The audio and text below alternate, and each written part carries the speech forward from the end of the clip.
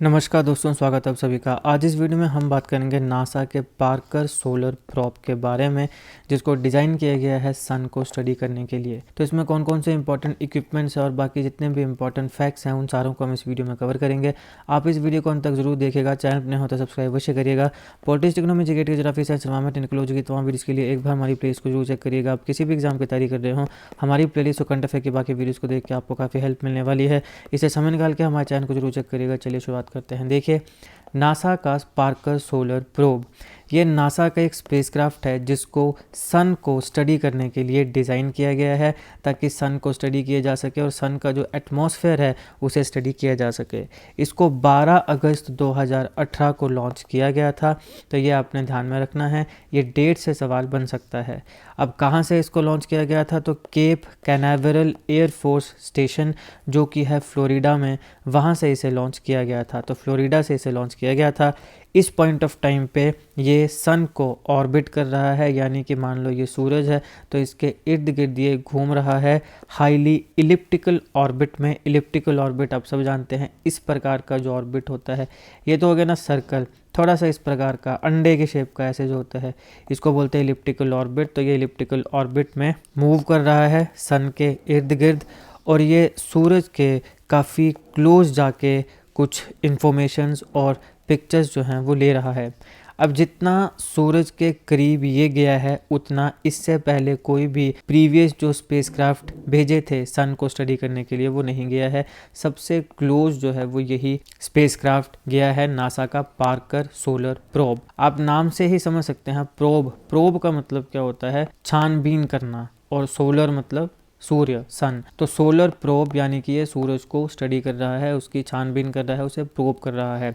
इसका जो main objective है इस मिशन का वो ये है कि सन का जो कोरोना होता है, सन की मैग्नेटिक फील्ड और सोलर विंड जो होती हैं, इनके स्ट्रक्चर को और इनके जो डायनामिक्स हैं उसे स्टडी करना, ये मेन ऑब्जेक्टिव है पार्कर सोलर प्रोब का। क्या? सूर्य के जो कोरोना है, उसके साथ सन की मैग्नेटिक फील्ड है और सोलर विंड हैं, इनको स्टडी करना, इनके स्ट्रक्चर को, इनके डायनामिक्स को स्टडी करना, ये एम है पार्कर सोलर प्रोब का।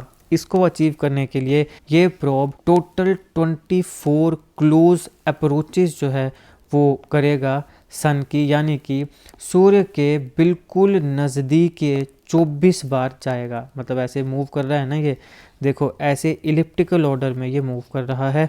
मान लो यहाँ जैसे सन है, तो यहाँ से ये 24 टाइम्स 24 बार क्लोज अप्रोचेज ये करेगा, ताकि सूरज को अच्छे से स्टडी किया जा सके अपने पूरे के पूरे इस मिशन के कोर्स में, यानी जितना भी समय ये मिशन चलेगा। अब यहाँ पे कितने हद तक क्लोज आएगा, सन का जो सरफेस है उसके 3.83 मिलियन माइल्स तक के करीब ये आने वाला है, जो कि प्रीवियस स्पेसक्राफ्ट की अगर बात करें तो उसके कंपैरिजन में 7 गुना ज़्यादा क्लोजर है, यानी कि इन मल्टीपल ऑफ 7 जो है वो ज़्यादा क्लोज ये स्पेसक्राफ्ट सूर्य के जाने वाला है।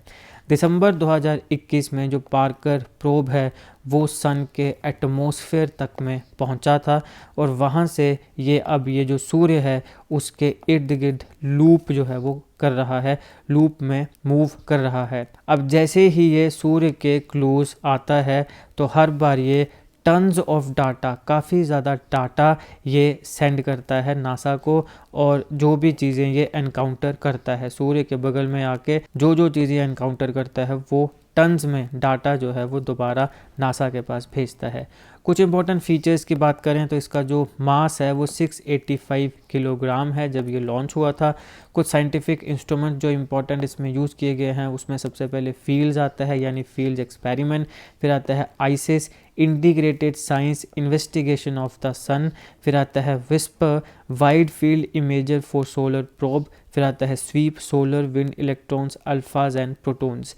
तो ये कुछ इंपॉर्टेंट इंस्ट्रूमेंट्स का यूज़ किया गया है इस पूरे के पूरे स्पेसक्राफ्ट में। अब देखिए, जब ये सूरज के इतने नज़दीक आ रहा है तो ये सूरज की गर्मी से पिघल भी सकता है, डिस्ट्रॉय भी हो सकता है। तो ये डिस्ट्रॉय ना हो, इसको प्रोटेक्ट करने के लिए पार्कर सोलर प्रोब और इसके जो इंस्ट्रूमेंट्स हैं उन्हें प्रोटेक्ट करने के लिए एक 4.5 इंच की थिक, यानी 11.43 सेंटीमीटर की थिक, इतनी मोटी कार्बन कंपोजिट शील्ड जो है उसका यूज़ किया गया है, ताकि सूरज की जो गर्मी है जब इतने नज़दीक जाना है तो उस गर्मी से ये डिस्ट्रॉय ना हो जाए। तो उसको बचाने के लिए 4.5 इंच की थिक कार्बन कंपोजिट शील्ड का यूज़ यहाँ पे किया गया है, जो कि 1377 सेल्सियस यानी कि 2500 डिग्री फ़ारेनहाइट तक का जो टेम्परेचर है उसे विदस्टैंड कर सकती है। विदस्टैंड का मतलब होता है सहना। तो यहाँ पे क्या है, 2500 डिग्री फ़ारेनहाइट या फिर 1377 डिग्री सेल्सियस का जो टेम्परेचर है उसे ये सहन कर सकती है, जो 4.5 इंच की थिक कार्बन कंपोजिट शील्ड का यहाँ पे यूज़ किया गया है। तो ये है नासा का सोलर पार्कर प्रोब। जो इंपॉर्टेंट फैक्ट्स इससे रिलेटेड आपके एग्जामिनेशन के लिए थे उसको हमने कवर किया है।